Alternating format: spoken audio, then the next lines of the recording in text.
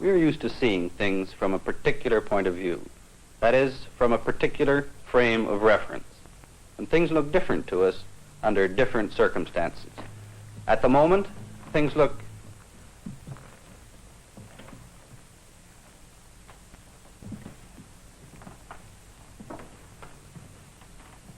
You look peculiar.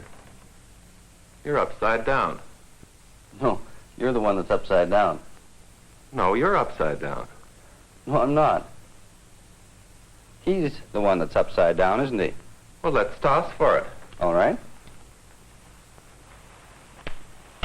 Okay.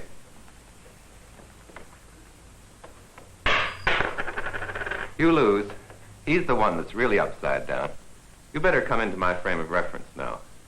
All right.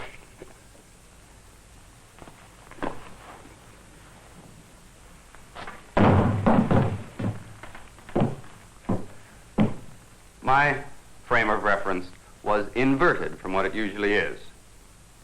That view of things would be normal for me if I normally walked on my hands.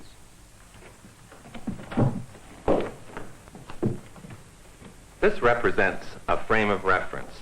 Just 3 rods stuck together so that each is at right angles to the other 2. Now I'm going to move in this direction. You see the frame at the same spot on your screen, but you know I'm moving this way because you see the wall moving this way behind me. But how do you know that I'm not standing still and the wall moving?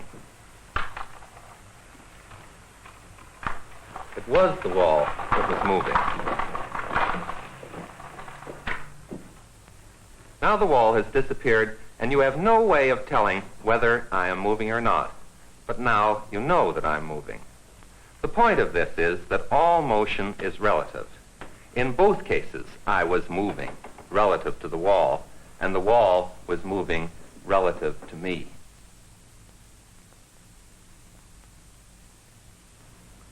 All motion is relative, but we tend to think of one thing as being fixed and the other thing as being moving.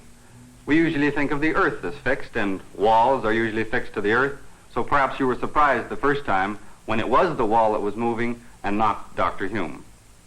A frame of reference fixed to the earth is the most common frame of reference in which to observe the motion of other things. This is the frame of reference that you're used to. The frame is fastened to the table. The table is bolted to the floor is anchored in the building, and the building is firmly attached to the earth. Of course, the reason for having 3 rods is that the position of any object, such as this ball, can be specified using these 3 reference lines. This reference line points in the direction which we call up, which is a different direction here than it is on the other side of the earth. And these 2 reference lines specify a plane, which we call horizontal or level.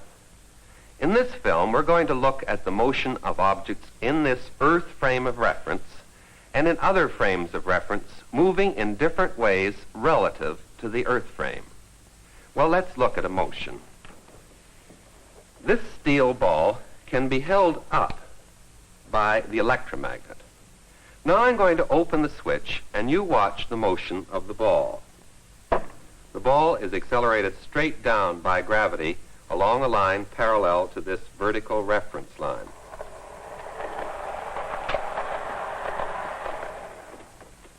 As you can see, the electromagnet is mounted on a cart that can move. And I'm going to do exactly the same experiment that Dr. Hume did, but this time while the cart is moving at a constant velocity. The cart is pulled along by a string which is wound around this phonograph turntable, and that pulls it with a constant velocity.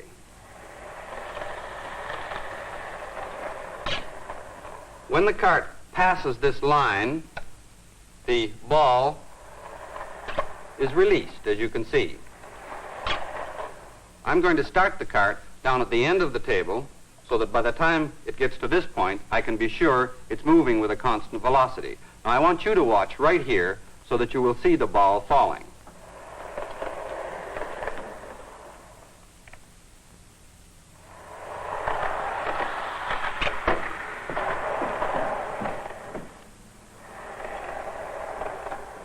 I think you can see that the ball landed in exactly the same position that it did before.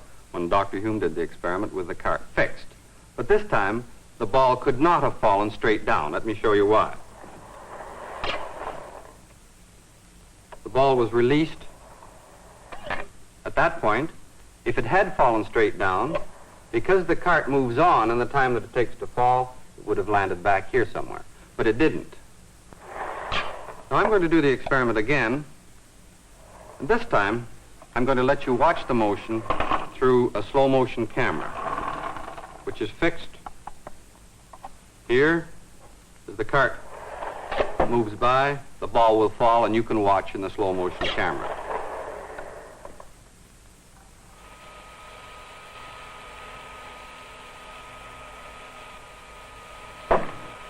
I'll show you this again. This time there'll be a line on the film so that you can see the path. I think that you can see that the path of the ball is a parabola.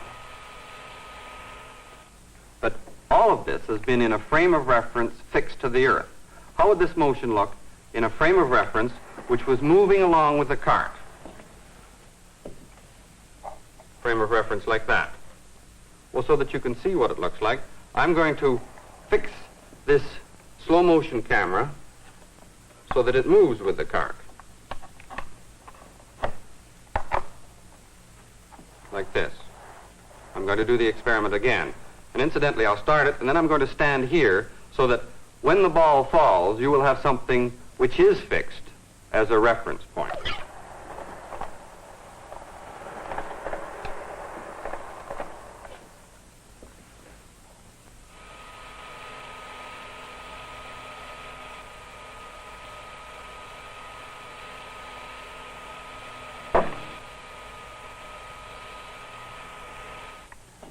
In the moving frame of reference, I think you could see that the path of the ball is a vertical straight line. It looks exactly the same as it did before when Dr. Hume did the experiment with the cart fixed. If we were moving along in this frame of reference and we couldn't see the surroundings, then we wouldn't be able to tell by this experiment that we were moving at a constant velocity. As a matter of fact, we wouldn't be able to tell by any experiment that we were moving at a constant velocity. I'm going to do the experiment once more. And this time, I'm not going to stand here behind the ball as it falls so that you won't have any fixed reference frame.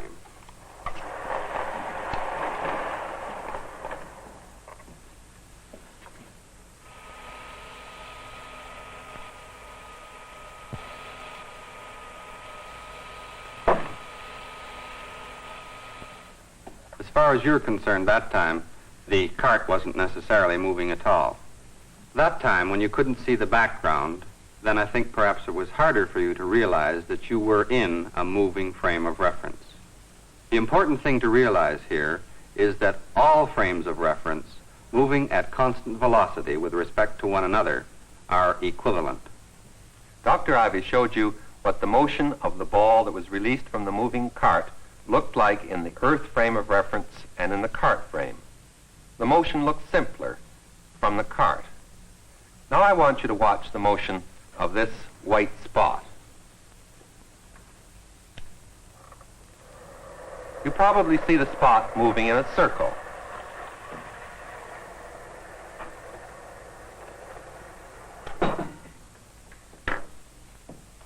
But this is what its path is actually like in the earth frame of reference. This is your normal frame of reference.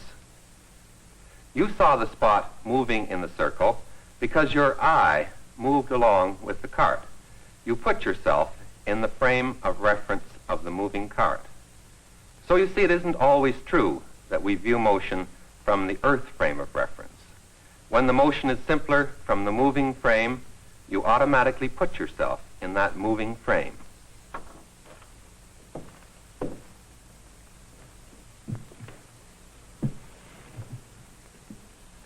Now we're going to do another experiment on relative motion to show how to compare the velocity of an object in one frame of reference to its velocity in another frame of reference.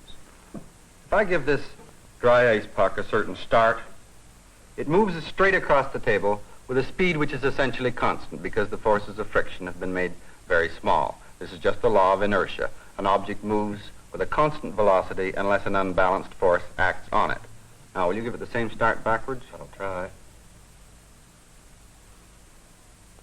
Dr. Hume gives it the same start, it moves back in this direction with the same velocity. Now we are on a car here, a car which can move and which really is going to move in this direction, and we're going to repeat the experiment. All right, let's go.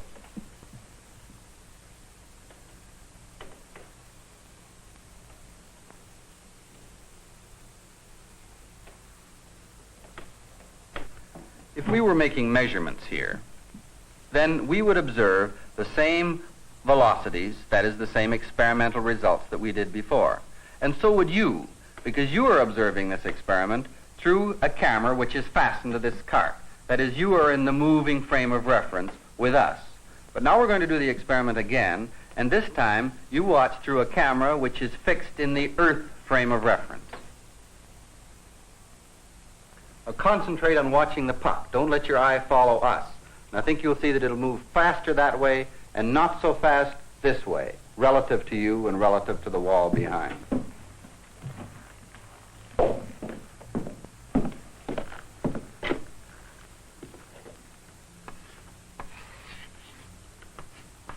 Here's the cart, which was moving along in this direction with a velocity u. We were sitting on the cart at a table. Here I am over on this side, and Dr. Hume was on this side, and we were pushing this puck back and forth on the table. When I pushed it, it went in this direction with a velocity v, and when Dr. Hume pushed it, it went in this direction with the same velocity v, but this is the velocity relative to the cart. What about the velocity relative to an observer on the ground in the fixed frame? Well, if it was pushed in this direction, its velocity is u plus v.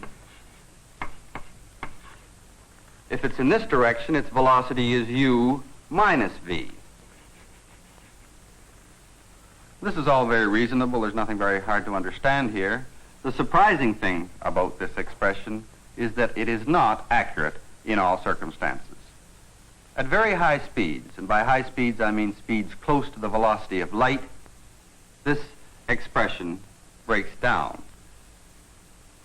At these very high speeds, we have to use the ideas about relative motion developed by Albert Einstein in his special theory of relativity. However, for all the speeds that we are ever likely to run into, this expression, u plus or minus v, is completely adequate. So far, we've been talking about frames of reference moving at a constant velocity relative to one another. Now I'm going to do the experiment with the dropping ball again, only this time the cart will be accelerated relative to the Earth frame. These weights will fall and give the cart a constant acceleration.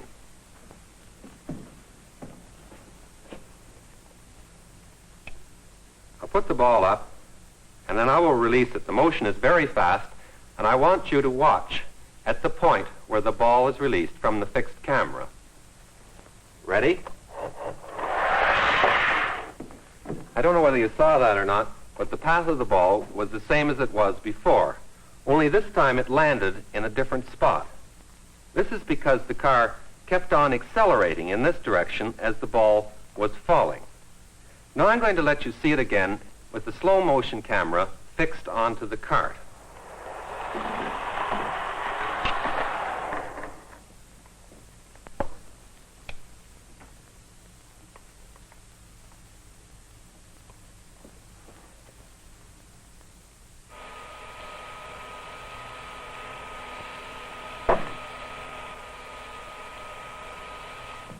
This time you saw the ball moving off to one side and not following down the vertical reference line as it did in the constant velocity case. Now suppose you were in this accelerated frame of reference. How could you explain this motion? Gravity is the only force acting on this ball, so it should fall straight down. But if the law of inertia is to hold, there must be a force pushing sideways on the ball in this direction to cause it to deviate from the vertical path. But what kind of a force is it? It isn't a gravitational or an electric or a nuclear force. In fact, it isn't a force at all as we know one. So we're left to conclude that since there is no force that could be pushing in this direction on the ball, that the law of inertia just does not hold. This is a strange frame of reference. We call a frame of reference in which the law of inertia holds an inertial frame. The law of inertia holds in the Earth frame of reference, so it is an inertial frame. The cart moving at constant velocity relative to the Earth is an inertial frame. But the cart which is accelerated is not an inertial frame. Because the frame of reference that we're used to living in is one in which the law of inertia holds, when we go into a non-inertial frame, like the frame of the accelerated cart, our belief in the law of inertia is so strong that when we see an acceleration of the ball sideways, we think there is a force causing it. So we make up a fiction that there is a force. And sometimes we call this a fictitious force. Fictitious forces arise in accelerated frames of reference. The frame is accelerated in this direction, so you in the frame see an acceleration of the ball in this direction, and you say that there is a force causing it.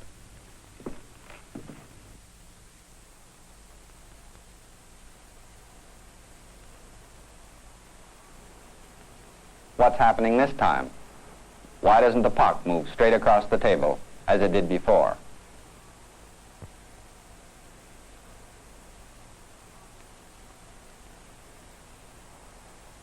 As you can see, it doesn't. So, if we believe in the law of inertia, then we must believe that there is an unbalanced force to change the velocity of the puck. But this puck is nearly frictionless, so what can be exerting this unbalanced force on it?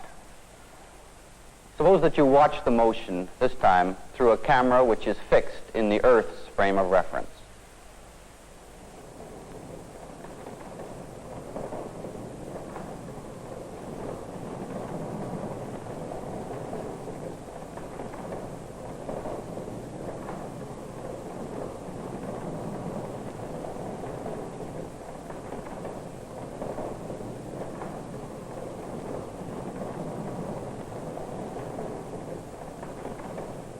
I think if you concentrate on watching just the puck, you can see that it is moving in a straight line, and that therefore there is no unbalanced force acting on it.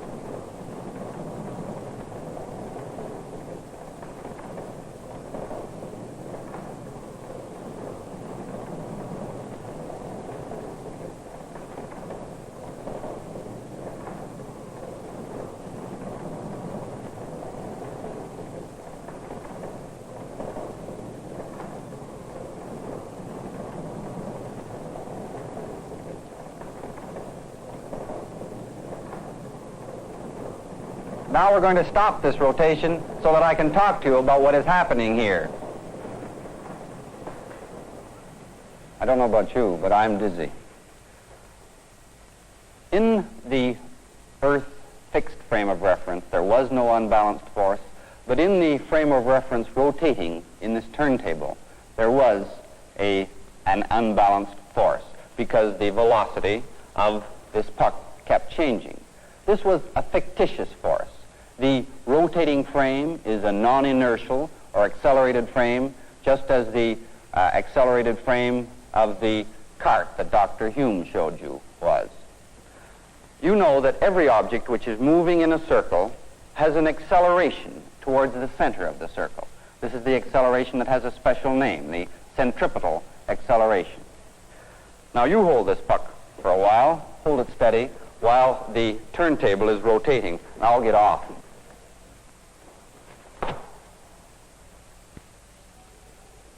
Are you ready? I'm ready. Start the rotation.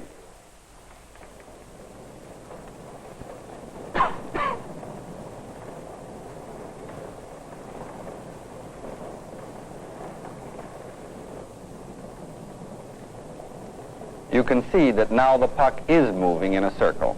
Dr. Hume is exerting a force to keep it moving in the circle, and you can see this from the fact that the rubber ring is extended. He is exerting the centripetal force, and this is the only horizontal force acting on the puck.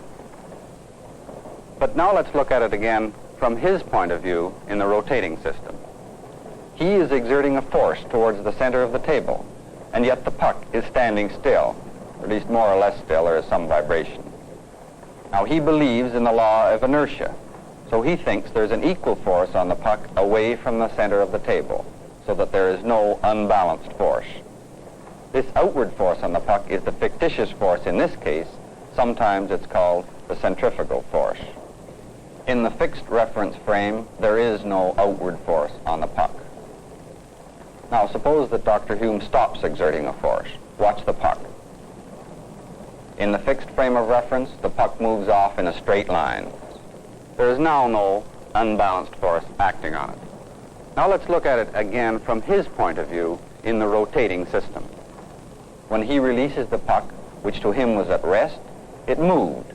The force away from the center is now an unbalanced force on the puck, to him.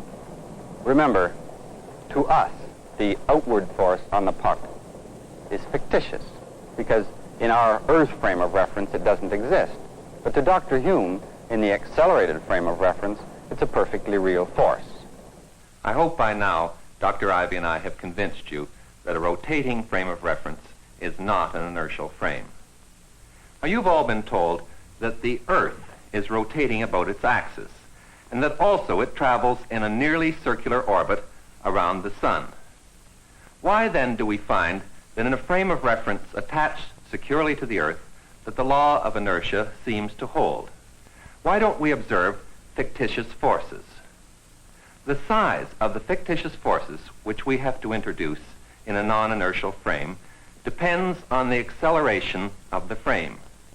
The smaller the acceleration is, the smaller the fictitious forces that we introduce.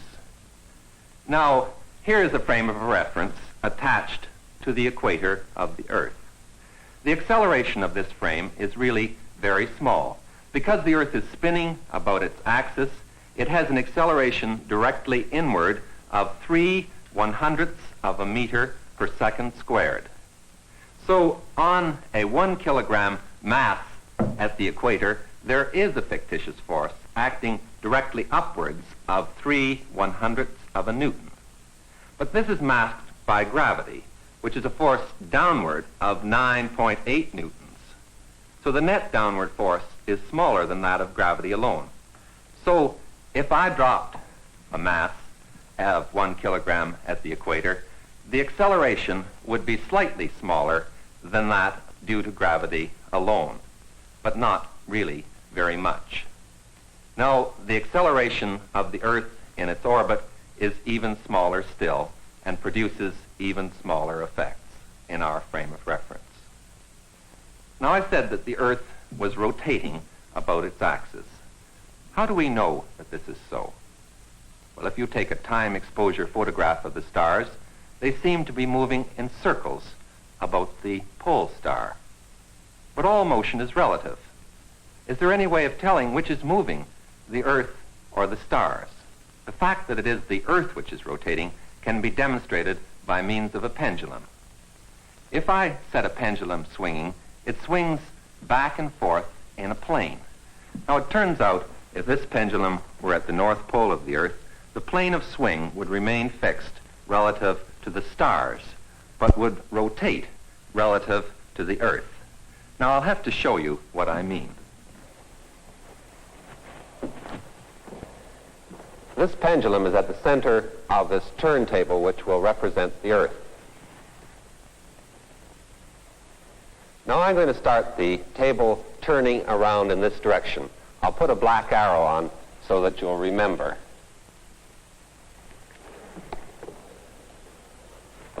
All right, start the rotation.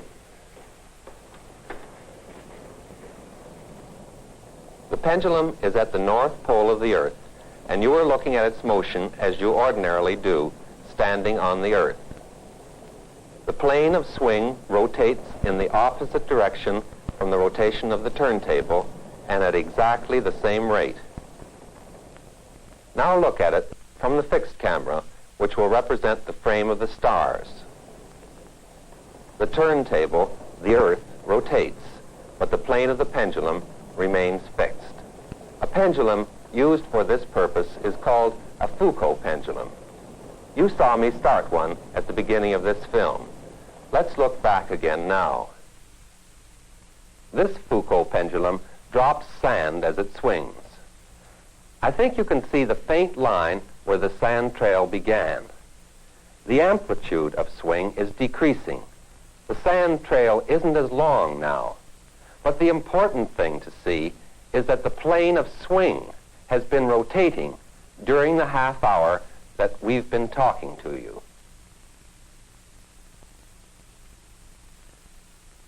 An inertial frame of reference is one in which the law of inertia is valid. All frames of reference moving at a constant velocity with respect to an inertial frame are also inertial frames. We use the Earth as an inertial frame of reference, but it is only approximately one. It has a small acceleration with respect to the stars, for example. The frame of reference of the stars is the best we can do when we look for a frame of reference which is, for all practical purposes, fixed. An accelerated frame of reference is not an inertial frame. And when we are in an accelerated frame, we have to introduce forces, which we call fictitious forces, in order that the law of inertia and the other laws of physics don't change.